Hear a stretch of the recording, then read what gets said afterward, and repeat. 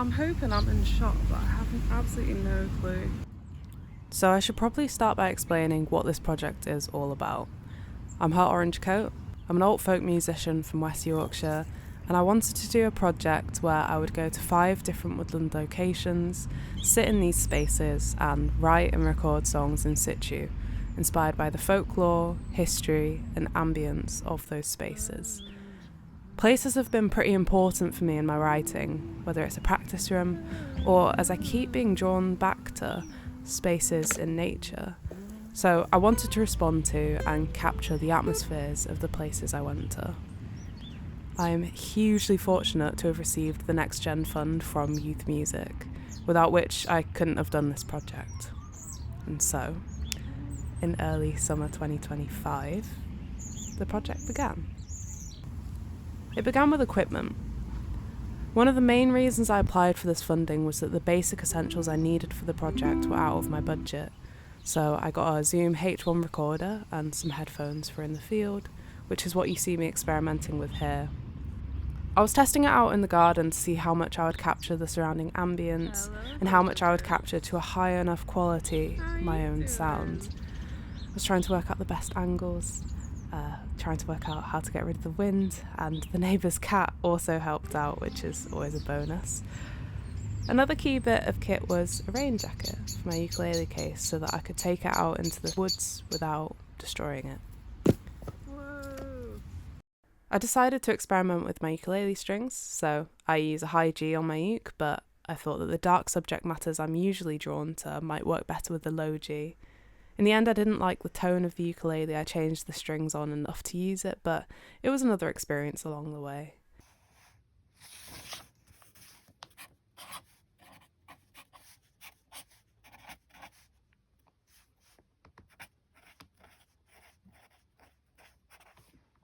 There was a lot of research for this project, more than I'd originally anticipated. My main sources of information came from a range of books from Leeds libraries and the British Library.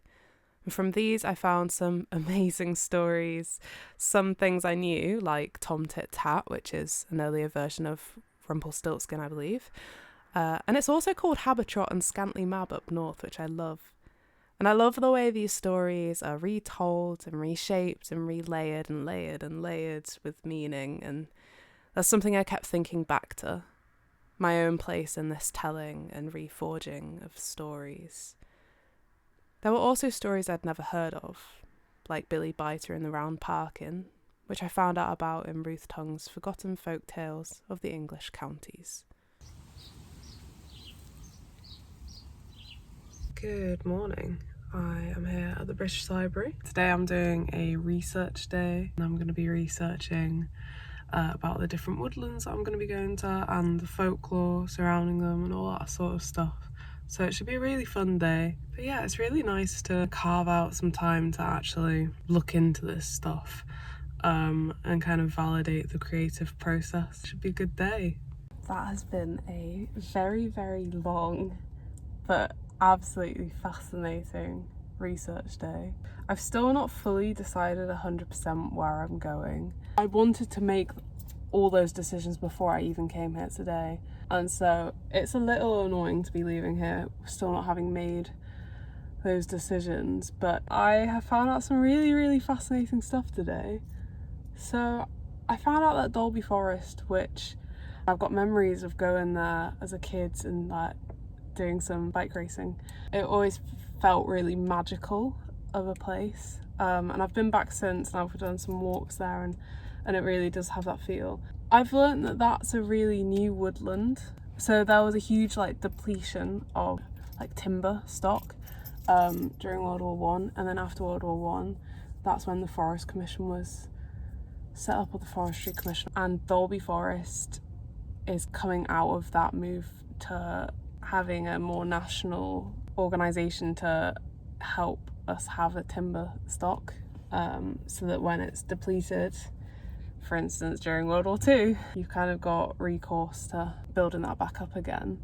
So that was really interesting because that just changed the way that I have thought about this place, and now that I think about it, I'm like, yeah, that does kind of make sense. I also read some really interesting folk stories. Near Bolton Abbey there's this wooded area and quite a fast-paced, dangerous river, very deep bit of it, called the Strid. And there's this story of this young boy. He's an elite and he's going hunting. It's his mother's land, and he's taken his dog as well, and usually he jumps over this bit of the river, the Strid, which is really hard to do and it's quite treacherous, but he's like young and able-bodied, and he usually does that. This time he goes to do it and he's with his dog, and his dog like hesitates, and that causes him to fall in and die. And then as a result of that, his mother finding out that he's died, she ends up giving a lot of money to, I think it is to Bolton Abbey. That's supposedly one of the reasons why it turned out so well, is because this wealthy donation. So that was a really interesting folk story. There's a lot of references to Mulgrave woods, and there's this witch that lives in a cave there. The people around are just really pissed off with her, and then one of them goes to try and stop her being, to kill her basically, to stop her being really annoying.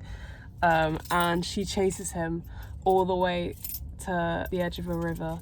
He goes to jump with his horse, and the witch has just caught up with him, and she like strikes the horse with her wand, and the horse is like cut in half, so that the back half of the horse, I guess, must fall into the water or onto the bank or whatever, and then the other side keeps going, so he safely lands on the other side with half a horse, and then the horse falls down dead. Obviously it's just been cut in half. But yeah, there's other things that I've read. I'm not going to go into everything. I think what I've taken away from today is a lot of notes. I'm definitely going to be going to Dolby Forest. I'm definitely going to be going to the Strid. I've got some very promising places for the rest of them. It's just choosing, and the reason it's so hard to choose is because there's so many good places that are not only beautiful but also I feel kind of drawn towards. So yeah, overall really good, really good day. I'm knackered now though, and I'm about to go to my other job. So there's no rest for the wicked. That's what you get for being a witch.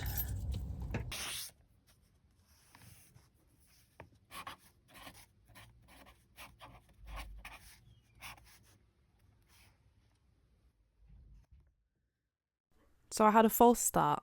One thing I naively didn't consider was location permissions. So the Strid did not work out. They don't allow any music there, although they do have chimes for children in the Woodland, and that did feel like a bit of a kick in the teeth. But I respect their rules, and so going forwards, I made sure to get permissions ASAP.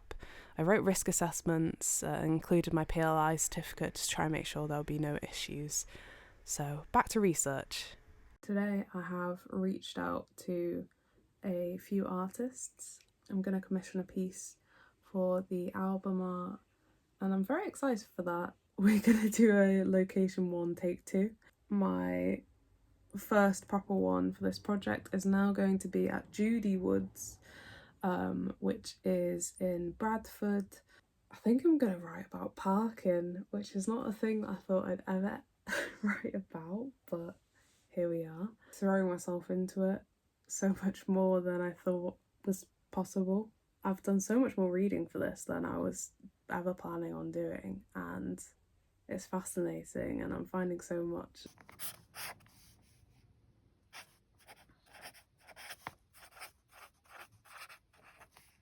I'm at Judy Woods. It's the other side of Bradford into Halifax. There's a rich folk history here. There's a story of Judy North, who used to sell parking pigs, and she lived in the woods. So I'm gonna probably end up talking about her. In Halifax, there's a lot of stories about the gibbet, I don't know how you say it, the gibbet, I think. They famously, as part of their judicial process, killed a lot of people there. Halifax also has like some nice cat stories. There's this general Yorkshire one about parking and a dragon and a drunk old, well, not old woman, but a drunk woman that I want to tie to Judy North if I do end up talking about her. But I just need to go and see what vibes I feel, see what inspires me whilst I'm there, and go from there. I've obviously done the research, and that might feed into what I do, and it might also not. So I'm gonna go catch a vibe, and yeah, hopefully get a good song out of it. But we'll see. Literally looks like a sweaty egg. But no, it's a lovely day. There's a lot of midges about, which I'm not a huge fan of. I'm actually quite scared of flies. Got bit by a horsefly once. Wrote a song about it. But yeah, not a fan of that. In spite of the fact that I love nature, hate flies. Appreciate that they're needed, hate them. Anyway, I was just having a little think that I am driving to these places and it feels bad. I owe a lot to nature, lyrically and sonically. I'm pretty reliant on nature. And here I am about to go sit in nature for a good period of time and feel inspired by it, and that's all great. But to have driven here and to the other places, it's necessary for a whole multitude of reasons, but it's feels bad. So I'm going to think about how I could potentially offset that, whether that's me getting public transport for the same number of miles in a case that I would have driven. And I know offsetting's not good enough. Yeah, I'll have a little think about that. I think I'm about to reach something. I'm reaching something. What's this say? Aha! Judy Woods. In this direction. So I found a spot. It's not too far off the path. I can actually see the main path back there, which is not the most ideal because it means there's probably going to be some people coming past at certain points. But there's something about this space I was just kind of drawn to, and it just feels right. It's kind of clearing sort of space. And I remember I watched a show of Sandy Toksvig trying to rejuvenate this bit of woodland that she bought, and I remember them saying how important it is to have clearings, because then other things can kind of grow up. And I'm sat under a tree and it's really lovely. I was struck by something that was said a couple of times at the last place that I went to. This idea that people come to the countryside for quiet and calm and peacefulness. And I think that's such a misunderstanding of nature. The countryside can be quiet and calm. It can also be loud and violent. I just don't subscribe to the view that it's all calm and peaceful. I had a few ideas in this space. One was this quite sinister sounding ukulele part in 7. It was destabilising, unbalanced, but it didn't go anywhere. I also saw a woodpecker in the wild for the first time, which was a magical experience, and yes, the word magical will crop up repeatedly in these clips, but it was magic. I've never seen one, but somehow, from appearance only, I knew what it was, and it reminded me of seeing gorse on a walk and just knowing the word, like some deep ancestral knowledge. So I got these ideas recorded. I feel it in my gut, I feel it in my blood.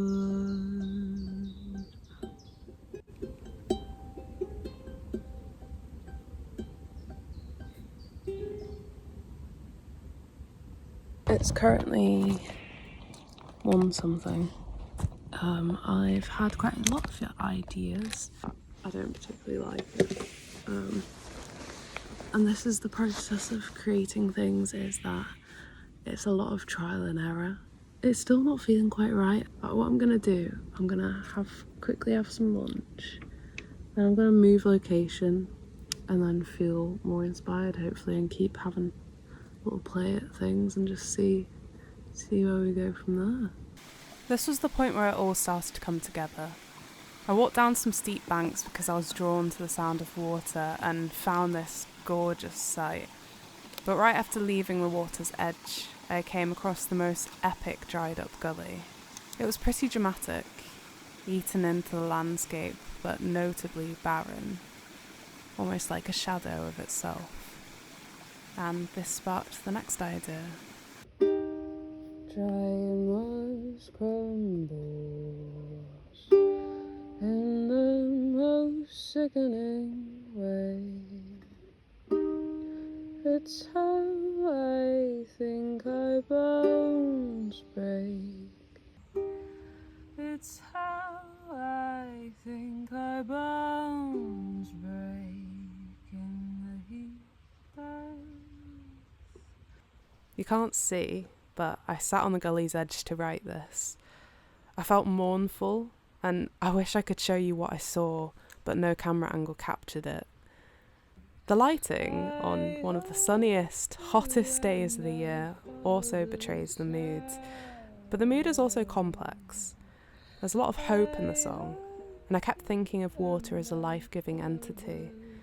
It's at once so incredibly sad how we abuse this resource, and so profound just how central it is to everything.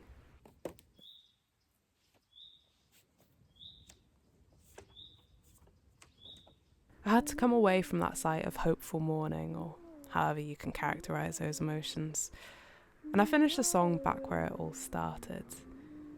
Everything fell into place, as it somehow does when a song takes shape. And you can see how excited I was in this next clip, with possibly the most awkward bodily positions I have ever witnessed myself endure. So, enjoy. So I've written a song about water in the end, and I originally was sat writing it I went and watched some water that kind of feeds into a channel and then comes down quite a narrow bit, but there's not actually that much water and there should be a lot more. And the reason I know this is because I went and sat by a dried up gully, and it was the most impressive gully ever, but completely bone dry, and it made me feel sad. We're currently on a hosepipe ban and we're at that sort of state. We've had the driest period again, but I feel like they're always saying that in the news because we always are, and it's always concerning. Yeah, so I've written a song about that, and I think I've actually just finished it. I wasn't sure about it, and now I'm a lot more sure about it. So I'm gonna try and perform it quite a few times because I'm definitely going to get it wrong, and then hopefully get something out of that. But yeah, that's what I've done. This is kind of like manspreading, isn't it? It's a little weird, but it's even weirder. Yeah, that's where we're at. I made sure to capture some of the natural reverb in each of the spaces, so you'll see this weird clapping ritual. But here's the song. Dried moss crumbles in the most sickening way. It's how I think our bones break in the heat death. Edge of gully, old banks that never can break. Follow down, follow down, follow down. I heard you and I followed the sound. Reptile shallows, scales across sodden stone, snow that in the water the algae and hope grow. But when you've ended and all your beds become graves, where will I, where will I, where will I?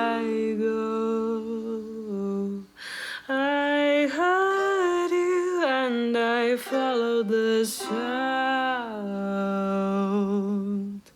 I heard you and I followed the sound.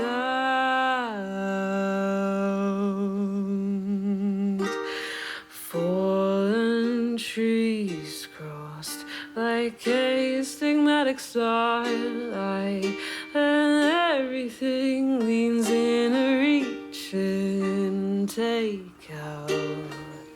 But when you've ended and leave scars on the landscape, where will I, where will I, where will I go? I heard you and I followed the sound. I heard you and I followed the sound.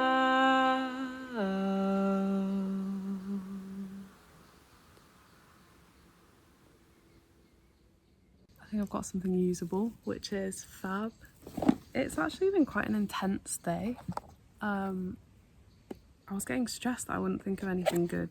I just couldn't put the story of Judy in the end. It just wasn't feeling right. But yeah, I think I've got something that I can be pleased with. And it's kind of more my sort of like climate leanings sort of work. So this is an insane amount of time to have spent mucking about in the woods. And what a privilege it is to be able to do that. Now I need to go home and do a load of admin work and have my dinner. I need to have my dinner.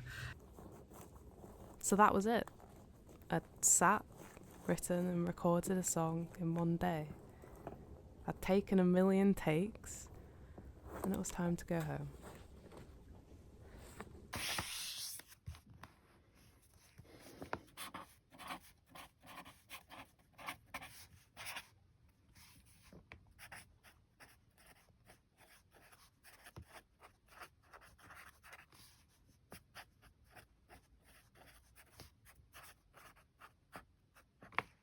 I'm currently in Asda car park.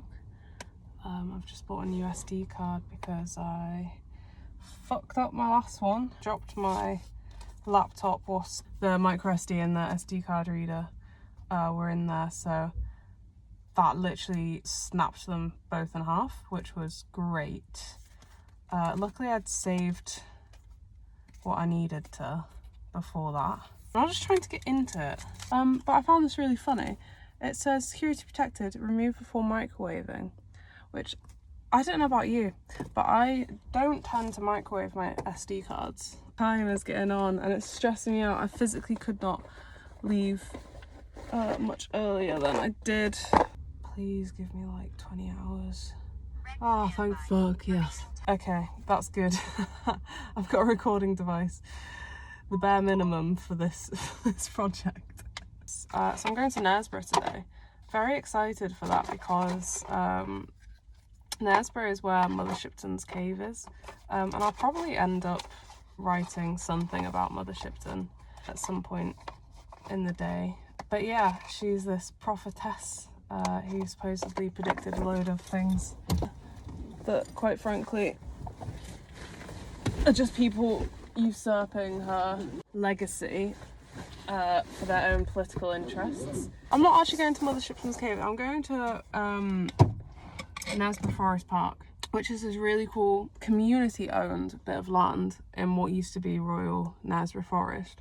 It was one of these controlled woodlands again for deer hunting. So it's got a great history of that, the entanglement of elite and, I don't know what you'd call it. Working class doesn't really apply in that period, but super elite, and then, I don't know, your peasant history with like folk tales and the idea of soothsayers as well. So I'm very interested in that, and yeah, I'm very much looking forward to it. It's going to be a very cool day, but I need to just get on, so goodbye. The process was much the same as location 1. Find a spot where I felt something, sit in those feelings and write. Maybe it was the community-owned nature of the land I was on, but I wrote about how things are inaccessible due to wealth inequality. Mother Shipton's life was one of poverty. It now costs 40 quid to visit. I can't afford such luxury. I can't afford such luxury. So at this point, I've got a song that I'm fairly happy with. I do want to write another one, but I'm just trying to get a good recording of it. I've been listening and it's quite dull, so I'm gonna bring it up close to my vocals, but the road sounds like it's over there, so I don't want that there. So it's gonna be a case of moving it and listening.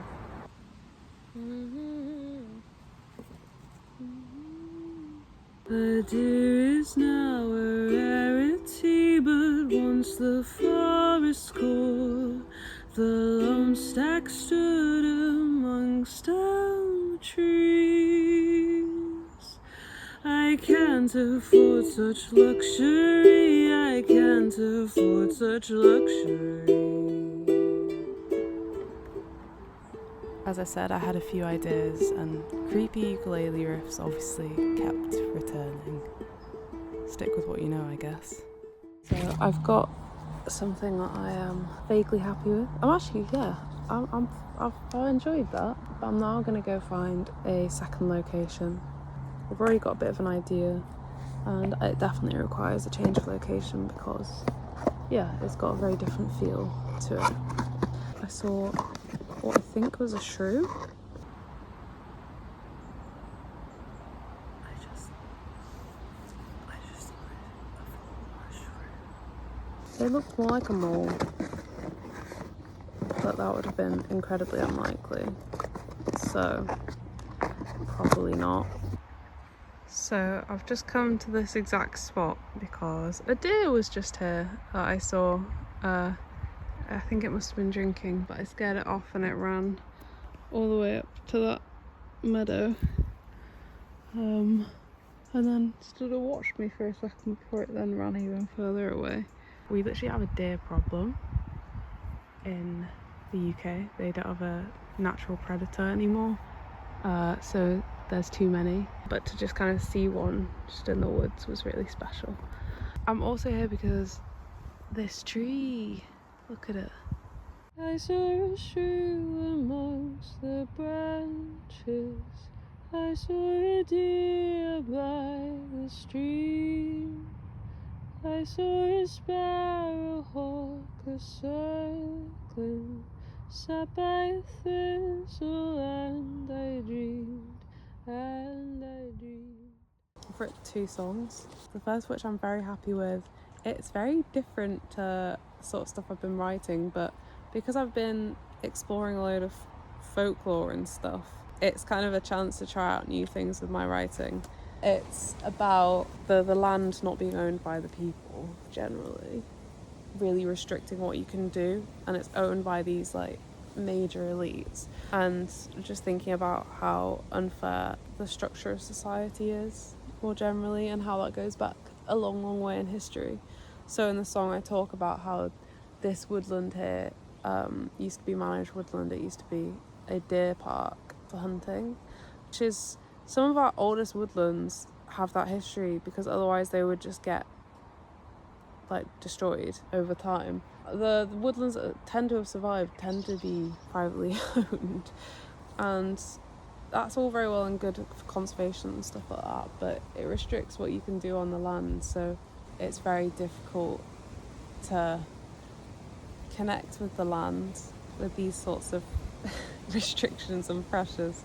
Yeah, it's about money, but also, I don't know, it's just these structural inequalities of land ownership and stuff. This project has been so challenging in lots of ways. It's been amazing, and I'm so happy I get to do this. It's been so hard, but also it's challenging my creative process because I would usually write at home. I've had a great day here. It's a really cool place, and I've seen a huge dragonfly just fly past, and as well as that, I've seen a deer, I've seen a shrew, and I've seen a sparrowhawk, so I can't complain too much. I'm sat by this lovely thistle as well. Look at that. Very nice. So I was showering this morning, as you can see from my disgusting hair. I went out yesterday, so it's the day after I've been out, and I find a scab on my underarm. It's a tick. It's a tick. It's not a scab. I got it off. Absolutely fine. It's just never ending, the things that are going on, and still, despite all that, having the best time. This is a very fulfilling project.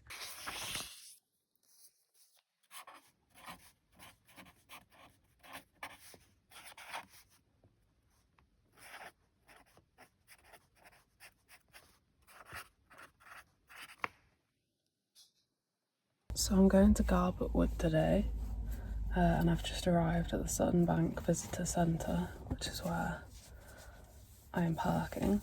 How anyone could see these trees and not write a song is beyond me. I think Garbett Wood was the fastest series of ideas that came to me.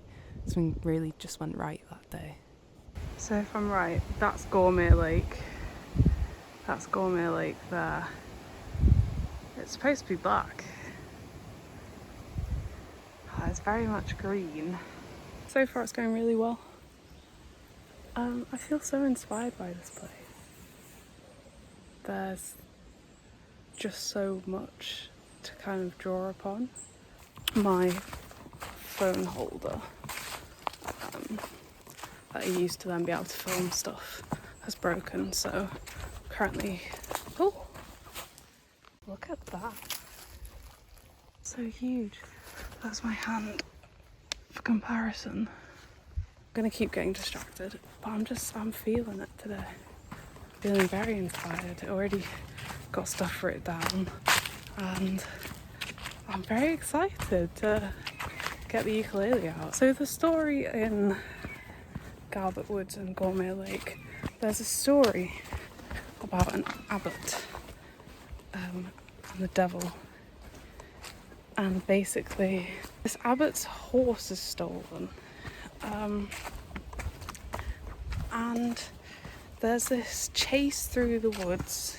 It turns into an actual race. They don't realise that the cliff edge is there, and they tumble into the lake. So they fall in. And that's what then turns the water black. I don't know if it's just the time of year I've come in the summer, and I have to admit I'm no colour expert. I would say that it's green. It kind of looks like partially solid from the cliff edge, looking down. To me it looks almost like material, and I can imagine if you jumped into it, you wouldn't kind of go through it, you'd kind of fall onto it. The word that came to mind was velveteen, and the colour was really making me think as well. You've got quite a vibrant landscape, and it does kind of blend into the surrounding fields, but there's quite a dullness to this colour, like it's sucking light in. That's my thought so far, and I'm excited to get writing.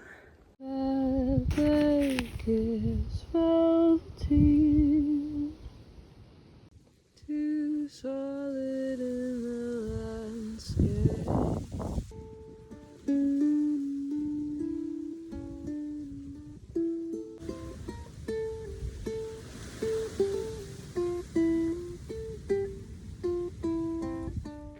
Good thing I brought layers. So I am on a cliff edge, which makes it quite windy. I'm also not in the main part of the woods, because the bit that I've kind of focused on is this woodland that's no longer here in the same way as it used to be. There's been woodland here since about the Tudor times, or since at least the Tudor times. So from this edge of former woodland, where there are still some parts of trees, the woodland kind of like creeps up onto this bit just about. But I thought this was a good place because I've got the vantage point of just about being able to see through to the lake and out at the expanse ahead. I've written a song which I really like actually. I'm actually really proud of it. But in terms of trying to record it, this is going to be a task. So what I'm going to do is I'm going to turn around, try and go right up against the tree. I'm going to look really, really weird to anyone that might come by. And I'm going to nestle into the tree and see if I can get it in this space, because this is the part where the actual music came. So it'd be nice if I could record it here. I really want to do it here if possible. There's a path that leads to this bit, which is the only reason why I'm here. I would not take my chances with the cliff that's here. It's insane, the drop. Oh, I'm so struggling. At this point, I'm really struggling to get it right. It's so hard. It's a super windy day, so the Zoom recorder is in here. This is a dry bag with one of those, like a snood sort of thing. It's not called that, but it's one of those that I had in my bag for walking that I've draped over lightly. It's actually really good because it's a really thin material. This is my wind system, but I'm really struggling with getting this song. I've really pushed myself with what the ukulele part is, which is great. Because that's kind of like this project is all about growing, and that's something I wanted to do. I wanted to actually improve my playing, but it's making it a lot harder, which is great, but it's also a challenge, and it's also really cold at this point. And my fingers are really getting cold and I'm getting tired. But I need a few more takes. I really do. I really do.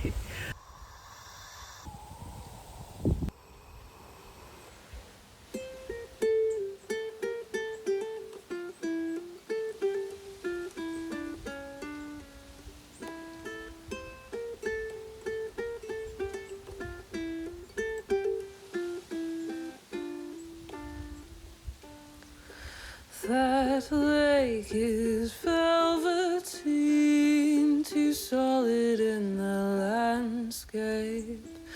Cliff edge of fantasy, fabric cushioned abbots full. Relic from olden days, vague as in minds of children. Almost become a field, green and solid, full and all. So stewed with sludged reflections are swallowed up.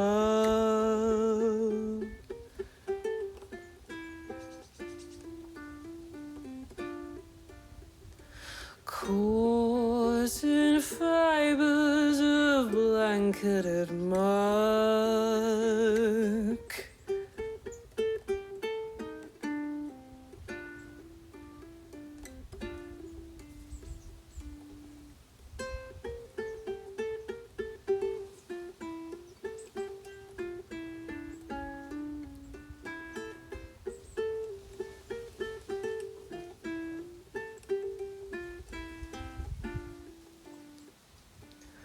Sap bleeds and moorhens cry, mock ringlets on the hillside. Paint pigments silted here, down where the stories grow. So shoot with sludge that the reflections are swallowed up.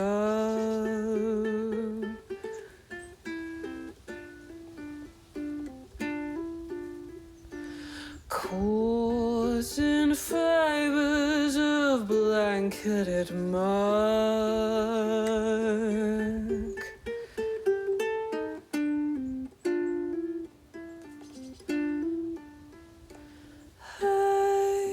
Ancient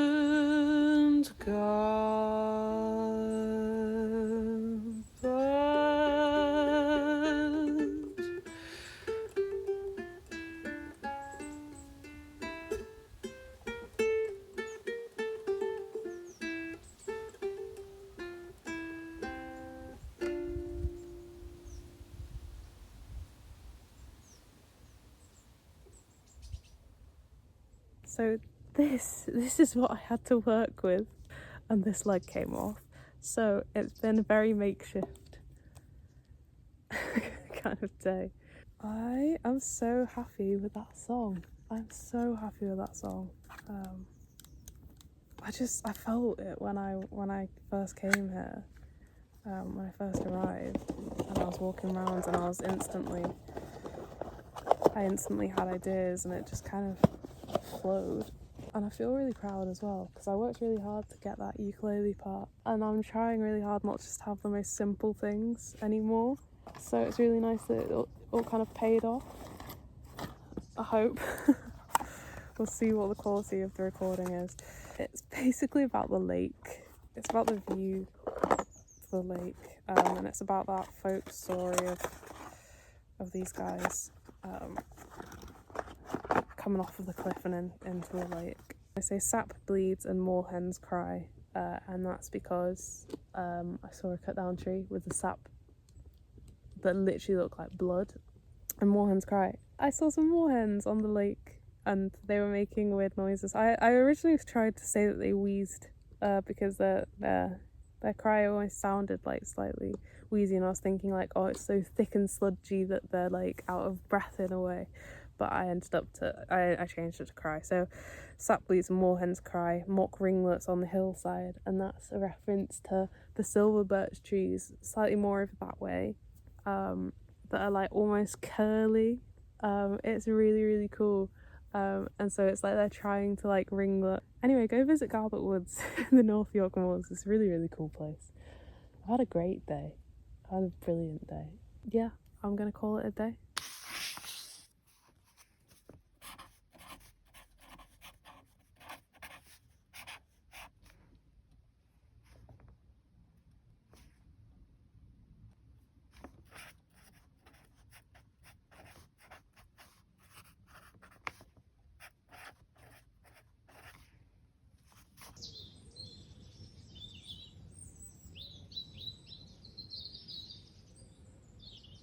I've not walked very far at all, but I found, I think it's a yew tree.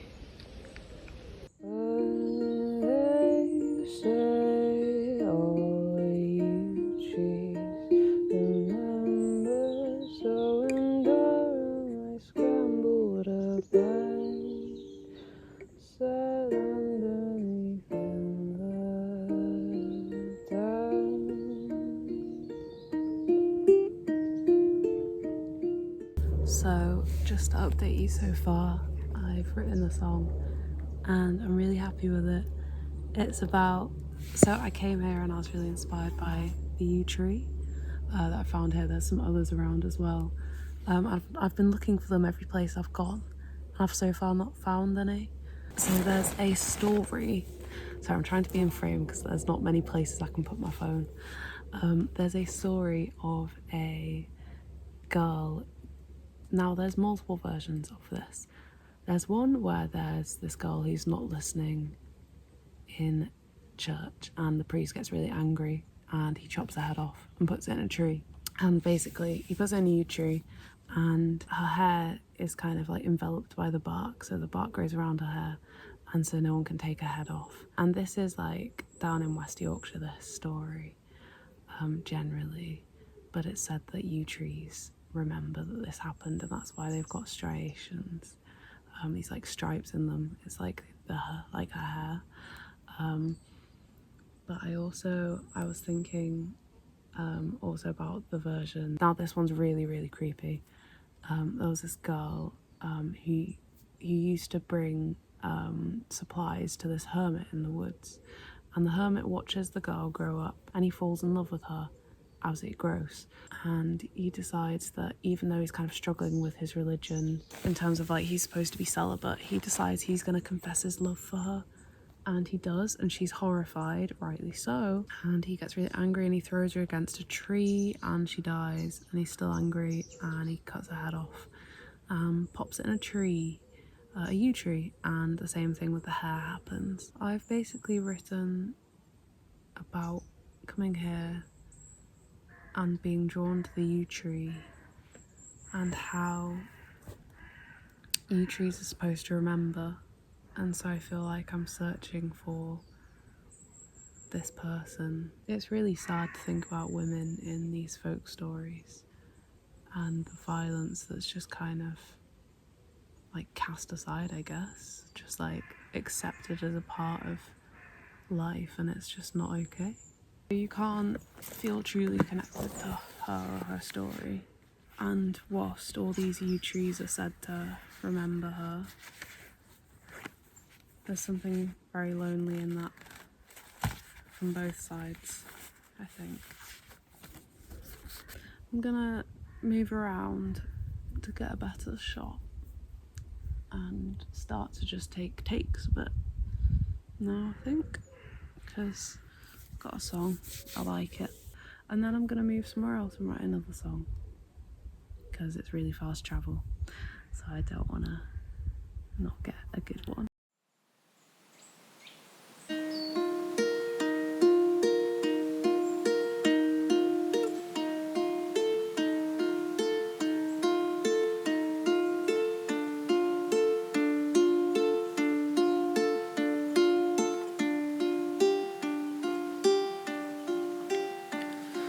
She was down in Yorkshire when it happened.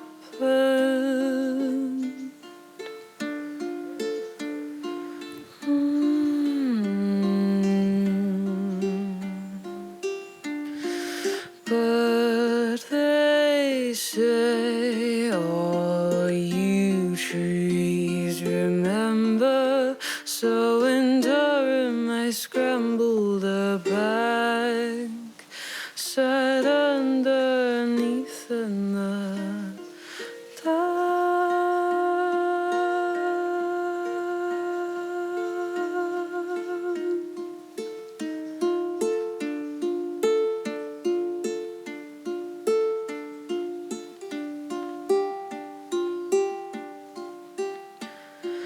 Here's my juice, I sit under branches.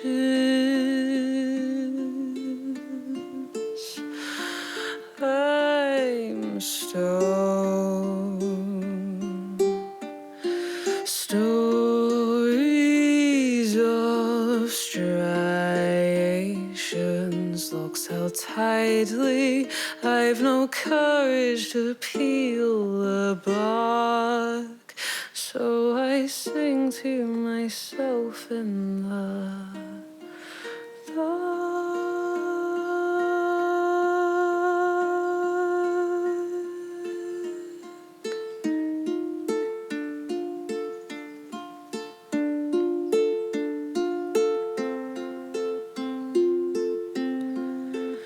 The berries are disconcerting, discernibly plastic, red, manufactured greed, manufactured death,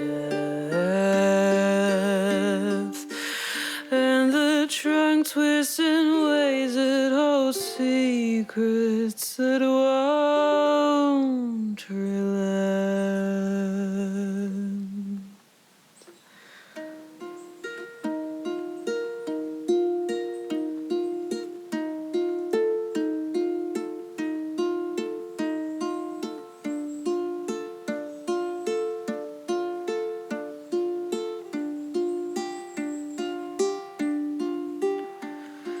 Chances scatter further with the hours,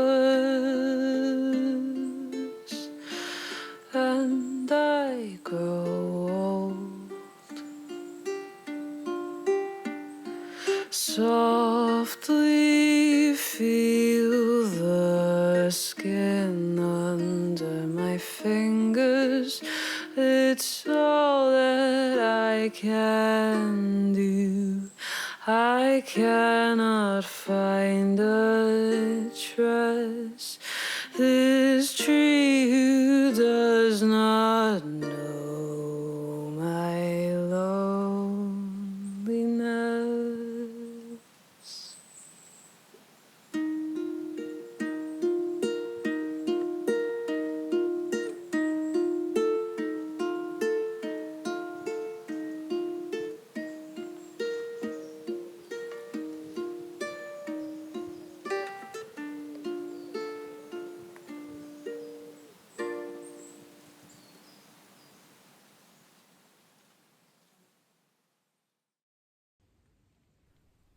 The first song was done, so it was time to move to a new spot, especially as I'd barely entered the woods when I found this tree.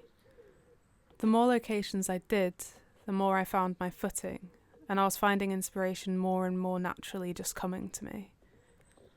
I have never felt more connected to nature than I did with this project, and that was a beautiful thing. And this part honestly blew my mind. As you walk through Castle Dundee, you're walking through a chasm between the rocks. According to Wikipedia, it's magnesian limestone, and it has this gorgeous sandy colour that on this sunny day had a beautiful glow to it.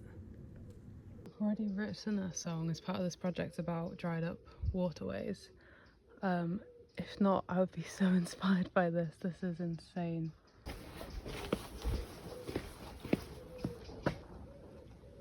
Just nothing. So I don't actually know precisely where I am, but there is a story about this guy getting trapped under a rock when trying to build Durham Cathedral with the help of the devil. I think it might be it. Who knows?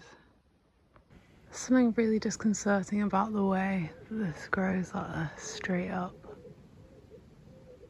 I'm currently at a second spot. There's a very enticing path ahead of me, which I do not think is a good idea at all to try and climb with my kit, but it's nice to look at. So for this spot, I mean, we're already getting up to 4 o'clock, which means I'll be home around 6, so time is already getting on. I saw the big rock that I think is supposed to have been the one with the guy that's building Durham Cathedral, and the devil offers to help him, and he says yeah, and then the devil's like, okay, cool, I'll help you collect stones, but you can't turn around. And then he does turn around, and then the devil drops a big stone on him and he dies.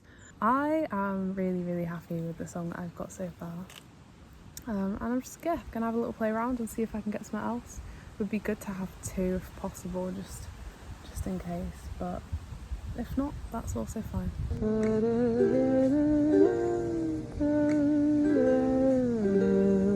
Gonna in the Dean Forest lies, gonna did the devil betray, devil and a rock twice his size, do not turn around when he says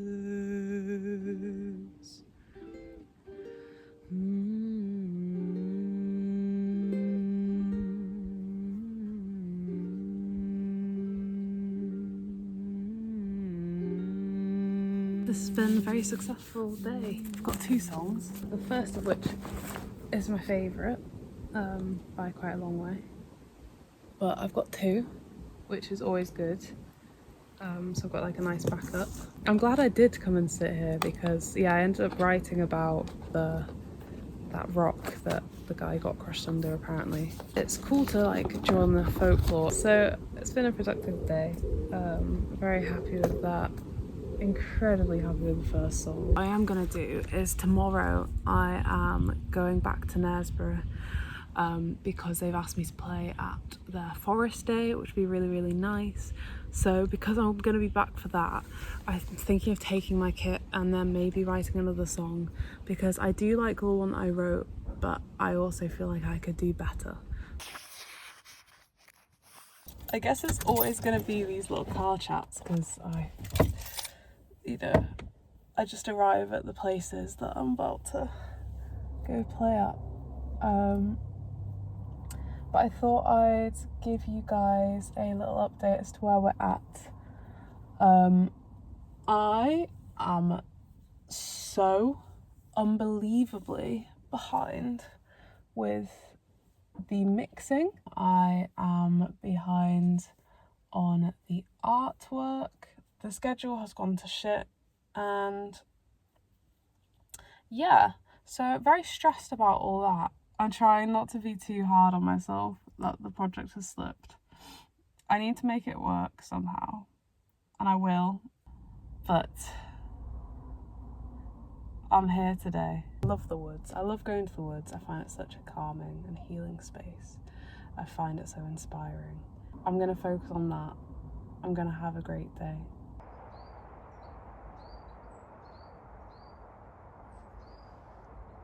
Just what am I capable of, it things? Just what am I capable of, I think. So, very much in keeping with the theme from that snippet, I ended up writing a song centred on the capability of man. It's about power, and it was so much darker than my first attempt, maybe because of the headspace I was in. But here it is. I've seen a deer both times around. Its fear of me does unsettle me quite. The church bells ring, the birds all sing. I sit alone in the shadow of him. He stood so regal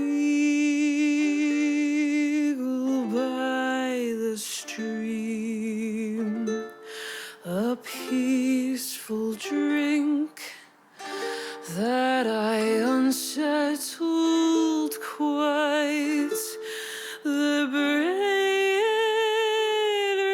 rings, I stay to sing that I'm alone in the shadow of him. Both times he saw, both times he ran. My own two hands have unsettled me quite. The sirens ring, the witness sings. I sit alone in the memory of him.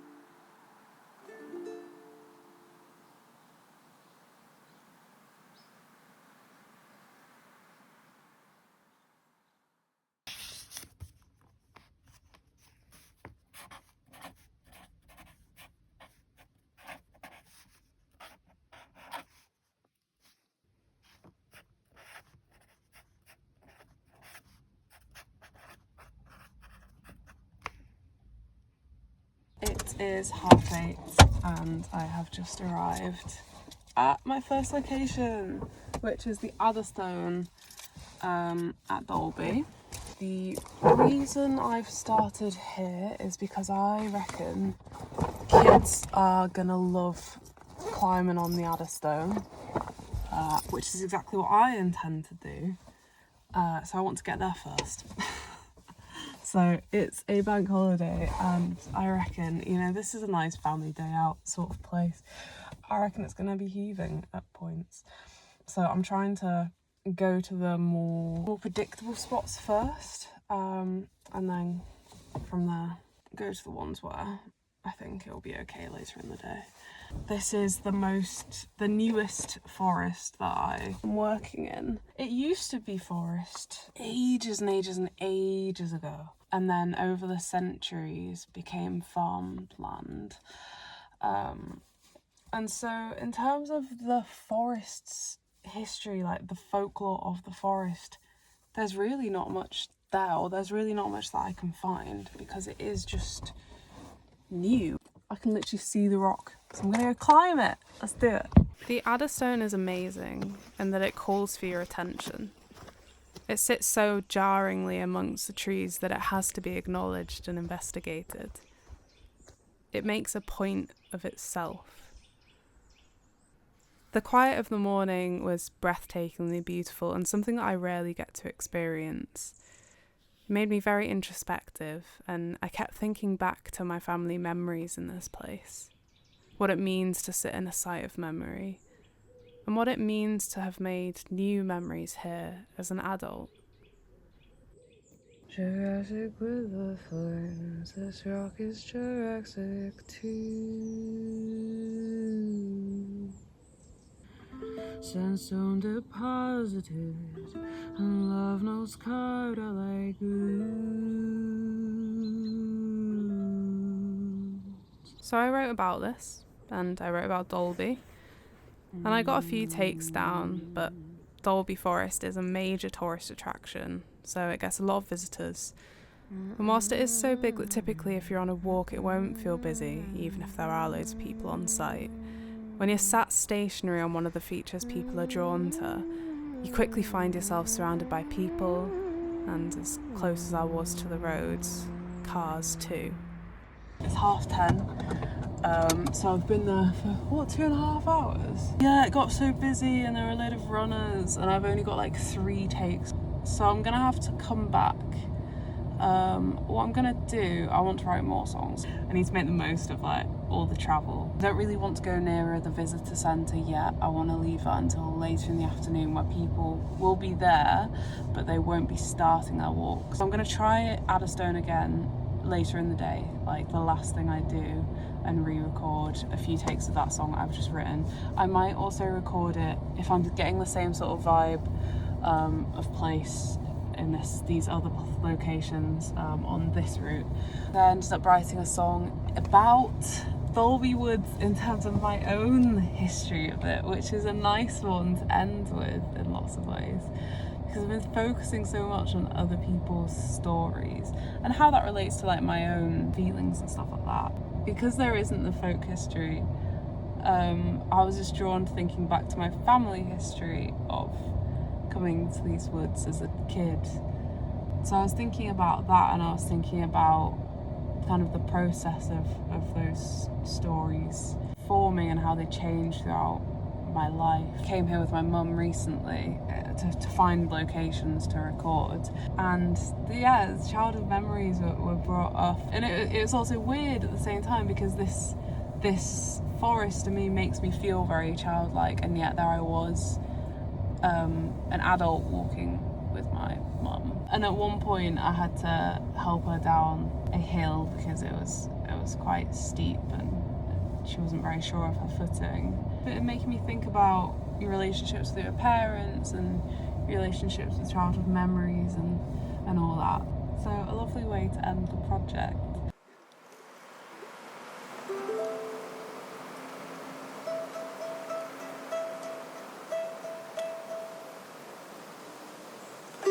Jurassic with the ferns, this rock is Jurassic too. Sandstone deposited, the love notes carved out like runes.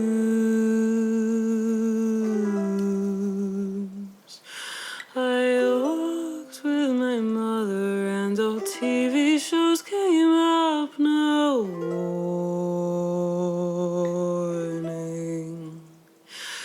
I sat atop the rock to reach back into something past its morning.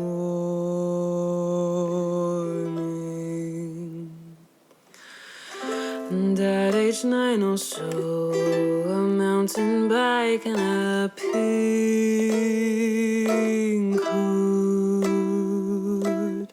He gel upon the lakes, white eyes look out to the big woods.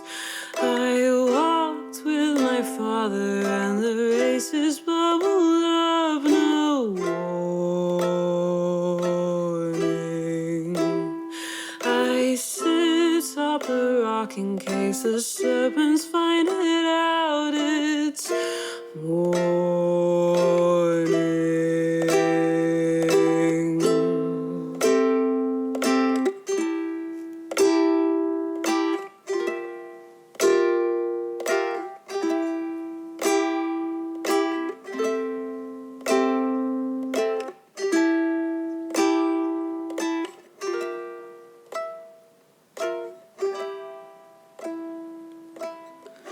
The trees are supersized and I have shriveled with stupor. If I can touch my toes, what hope is that for a future? I walked with my memories and my parents stumbled up, no warning. I sit up the rock before the children all arrive. It's morning. It's morning.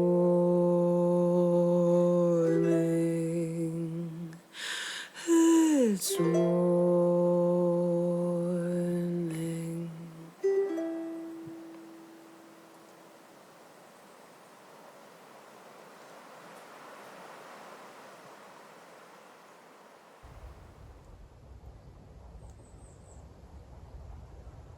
I have done some fresh recordings of this song and I'm really happy with how they're sounding.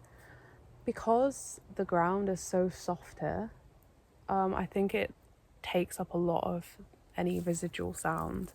It's kind of like if you shove a load of blankets in a room that you're recording in.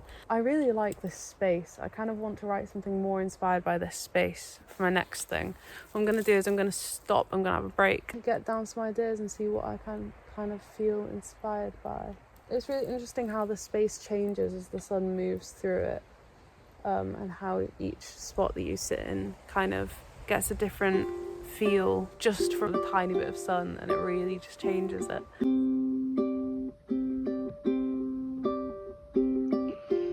The ground is spongy, permeable.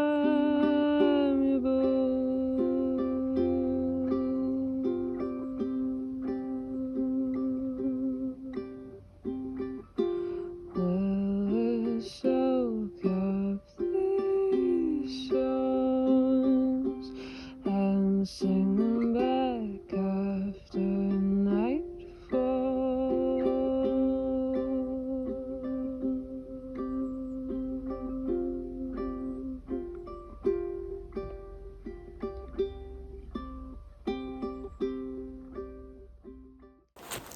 I'm done and I'm just walking back now. I've literally had to develop a new tick routine because the amount of times that I've had ticks on me. There's been multiple ticks on me today. I have got a song I'm very, very happy with to finish with, and I've also got another one as well. So yeah, it's been a productive day. The mixing schedule is finally starting to all come together. Things are a lot more on track, and yeah, as I say, I've finished my creative part now, so it's kind of moving into the next stage of it all. This is another bit that I was considering writing about, but I haven't in the end. So this is an old rabbit type. It used to be here. I've just got back to the car. I've done my last location. To have written as many songs as I have, it's been a whirlwind. I feel like I've grown so much as a writer by doing this. And this is only this stage of this project, you know, there's a lot more to come with it. So yeah, huge learning curve, huge privilege.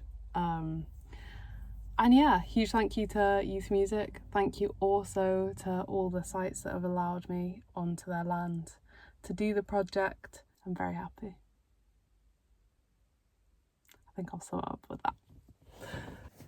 I have just received the initial sketches from the artist that I'm working with, Joy Rooney, and I could not be more excited. I'm so excited. I have got some beautiful sketches of different aspects of each place. So I've got Gourmet Lake, I've got the Adder Stone from Dolby Forest, I've got the representation of the gully that's been dried up at Judy Woods, I've got the deer that I saw at Knaresborough Forest Park, and I've got the yew trees from Castle Eden Dean, and she has put it together in the most amazing way, and I'm so excited.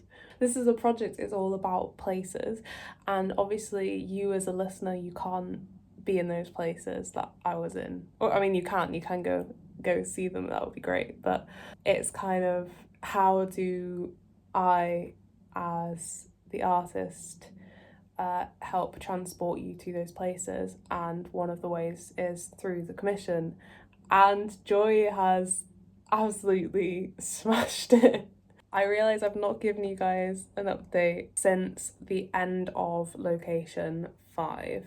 At this stage in the project, I have done all 5 locations, which has been great, and what I'm doing now is a lot of the admin that goes around a release. Obviously been in touch with my artist. I have also been working on the mixes, which is really exciting, with Talking Cat Productions, and I am so excited by what John has kind of done with them. He can really hear what I'm going for, in terms of like transporting you to that place, but also at the same time cutting out certain things, like the wind kept clipping the mics, and he's managed to navigate around that while still being true to each space, which is exactly what I want. I've been sorting through all the videos, in part for this video that I will be creating, and also in part because I need to share the footage from each location with the places that I went to. So I've been gradually doing that because that takes fucking forever. And it's all starting to come together, and it's really exciting. It is dark and I'm sat in my car at the gym, but for some reason I felt the urge to update you guys on what's going on, because it's been a little while since I did the last video. Everything was very tight deadline wise. I was already behind on the project, and so I made the decision that I needed to push the project deadlines way further forwards into the future. And the reason it's not just like a short extension is because I was pushing up against the Christmas period basically. It's not a great time to release any time close to Christmas, and this is one of the reasons why I kept pushing to try and meet those deadlines that I'd set with the project.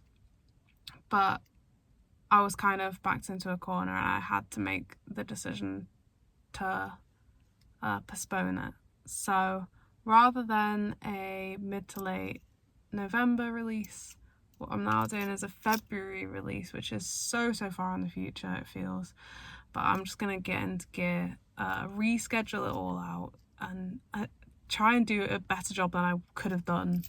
Finalise the masters, and tomorrow I was gonna sit down and send them off for distribution, and once I've done that I can get the ISRC codes, and then I can get the CD press that I'm gonna do. I've also been basically demoing studio versions. It's given me so much joy. I'm gonna do a studio version of the whole EP, so you then can kind of have the two set alongside each other. You have the Woodland versions, the stripped back natural original things that I recorded, wrote, then we'll have the studio version, which should be lovely.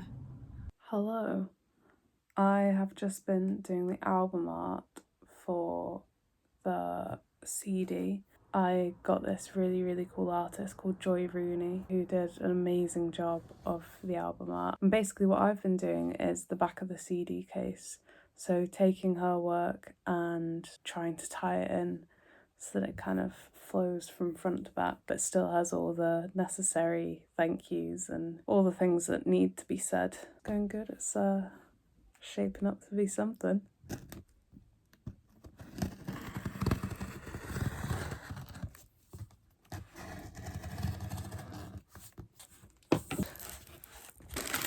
They always put in bags of sweets, which is really lovely, but I can't eat them.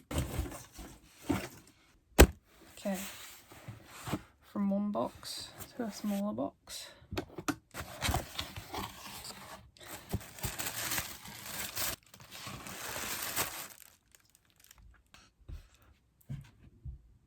That is actually perfect. I was nearing the very end of the project, and my focus was shifting onto the studio version. At this stage, my work was now divided between the two, but the amount of video editing required to get this video out was ungodly.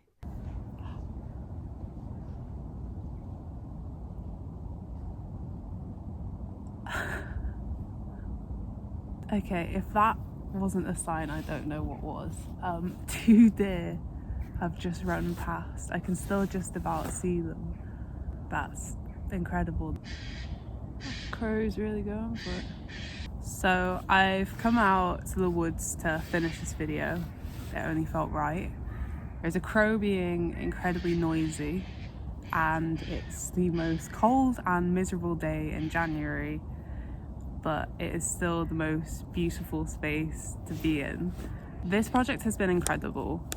I have written 5 songs about a gully, 2 deer, a green lake, a yew tree, and a very big stone.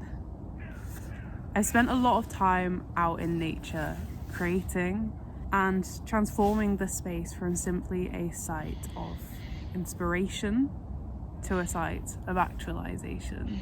Ideas became songs, became recordings. And now there's a studio version coming out in May too, so that's very, very exciting. I would encourage you to listen with your eyes closed, to remove yourself from your surroundings, and to step briefly into Judy Woods, to pass on through to Knaresborough Forest Park, to visit Garfoot Woods before coming to Castle Dean and then finishing up at Dolby Forest. Each song is an invitation into a specific time and a specific space, and I would love for you to join me.